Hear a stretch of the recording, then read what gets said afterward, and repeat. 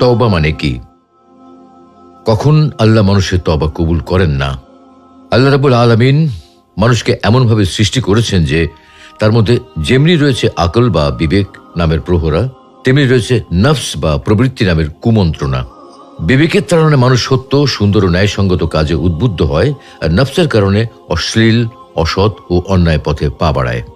মানুষ তার এহেন স্বভাবের কারণে নিজের প্রতি নিজে অন্যায় করে, কখনো আল্লাহর হক নষ্ট করার মাধ্যমে, আবার কখনো অন্য মানুষের অধিকার হরণ করার মাধ্যমে। মানুষ যখন পাপ করতে শুরু করে তখন শয়তান পাপের কাজগুলোকে সুশোভিত করে উপস্থাপন করে, ফলে পাপাচারী ব্যক্তির কাছে এটাকে কোনো অন্যায় বলে মনে হয় না। কিন্তু মানুষ যখন বিবেকের তাড়নায় নিজের ভুল বুঝতে পারে, অন্যায় থেকে ফিরে আসে এবং আল্লাহর রহমত তথা ক্ষমার আশা করে, মানুষের কৃতকর্মের মধ্যে সেই মুহূর্তটিকে আল্লাহ তাআলা সবচেয়ে বেশি ভালোবাসেন। যেমন আল্লাহ পবিত্র কোরআনে বলেছেন, ইন্নাল্লাহা ইউহিব্বুত তাওয়াবিন ওয়া ইউহিব্বুল মুতাতাহহিরিন। নিশ্চয়ই আল্লাহ তাদের ভালোবাসেন যারা তওবা করেন এবং তাদের ভালোবাসেন যারা পবিত্রতা পছন্দ করেন। রাসূলুল্লাহ সাল্লাল্লাহু আলাইহি ওয়াসাল্লাম বলেন, তোমাদের মধ্যে কেউ মরুভূমিতে হারিয়ে যাওয়া উট খুঁজে পেয়ে যতটা খুশি হয়, আল্লাহ তাআলা বান্দার তওবায় তার চেয়েও অনেক বেশি খুশি হন। তওবার পরিচয়। তওবা একটি আরবি শব্দ যার অর্থ হল অনুশোচনা করা, ফিরে আসা, প্রত্যাবর্তন করা।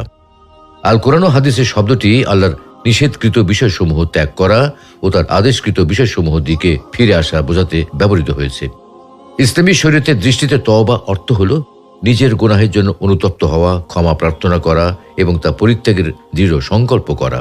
অর্থাৎ গুনাহের বিষয়টি যদি আল্লাহর হক বা অধিকার সম্পর্কিত হয়, তাহলে তওবা করার জন্য 3টি শর্ত বাস্তবায়ন করতে হবে। আর এই 3টি শর্ত হল: 1. গুনাহের কাজ ছেড়ে দেওয়া, 2. উক্ত গুনাহের জন্য অনুশোচনা করা, লজ্জিত ও অনুতপ্ত হওয়া, এবং 3. ওই পাপ দ্বিতীয়বার না করার সিদ্ধান্ত নেওয়া, দৃঢ় সংকল্প করা এবং এর উপর অটল ও অবিচল থাকা।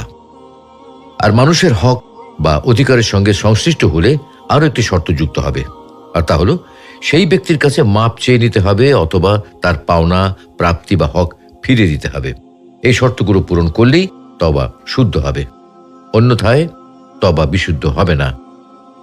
আল্লাহ তাআলা পবিত্র কোরআনে বলেছেন, ওয়া ইন্নী লাগাফফারুল লিমান তাবা ওয়া আমানা ওয়া আমিলা সালিহান সুম্মা ইহতাদা।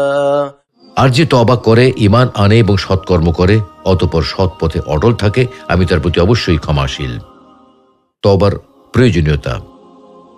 মানুষ প্রবৃত্তির অনুসরণ করে অন্যায় ও গুনাহের কাজ করে এবং শয়তান মানুষের অন্তরে গুনাহের কাজকে সুশোভিত করে উপস্থাপন করে। এর ফলে পাপে আসক্ত ব্যক্তি বারবার পাপ কাজ করে এবং নেশাগ্রস্ত ব্যক্তির মতো হয়ে যায়। কেউ বারবার নেশা জাতীয় দ্রব্য সেবন করলে একসময় নেশাগ্রস্ত হয়ে পড়ে, তখন সে চাইলেও খুব সহজে নেশা ছাড়তে পারে না। পাপের বিষয়টাও ঠিক নেশার মতোই।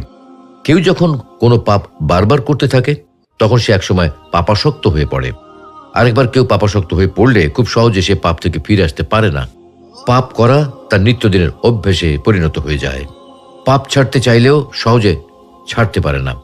শয়তান পাপের কাজকে তার কাছে আকর্ষণীয় করে তোলে, তখন পাপকে পাপ বলে মনে হয় না।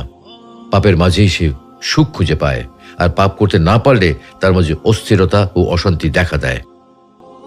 এভাবে শয়তানের ধোকায় পড়ে গুনাহের কাজ করতে করতে মানুষের অন্তরে মরিচা পড়ে যায়। ফলে গুনাহের কাজকে তারা দোষের কিছু মনে করে না, বরং স্বাভাবিক বিষয় বলে মনে করে এবং এটা আগ্রহ ভরে উপভোগ করে।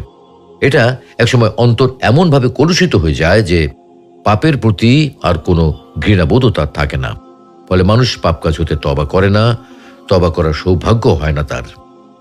এই ধরনের মানুষদের সম্পর্কে আল্লাহ তাআলার বক্তব্যের ব্যাখ্যায় রাসূলুল্লাহ সাল্লাল্লাহু আলাইহি ওয়াসাল্লাম বলেন, বান্দা যখন একটি গুনাহ করে তখন তার অন্তরের মধ্যে একটি কালো দাগ পড়ে। অতঃপর যখন সে গুনার কাজ পরিহার করে, ক্ষমা প্রার্থনা করে এবং তওবা করে, তখন তার অন্তর পরিষ্কার ও দাগ মুক্ত হয়ে যায়। সে আবার পাপ করলে তার অন্তরে দাগ বৃদ্ধি পেতে থাকে এবং তার পুরো অন্তর এভাবে কালো দাগে ঢেকে যায়। তওবা একটি পারস্পরিক বিষয়। মানুষের উচিত নিজের ভুল বুঝতে পারা ও তা পরিত্যাগ করা, যার উপর আল্লাহ তাআলার ক্ষমার প্রতিশ্রুতি দিয়েছেন।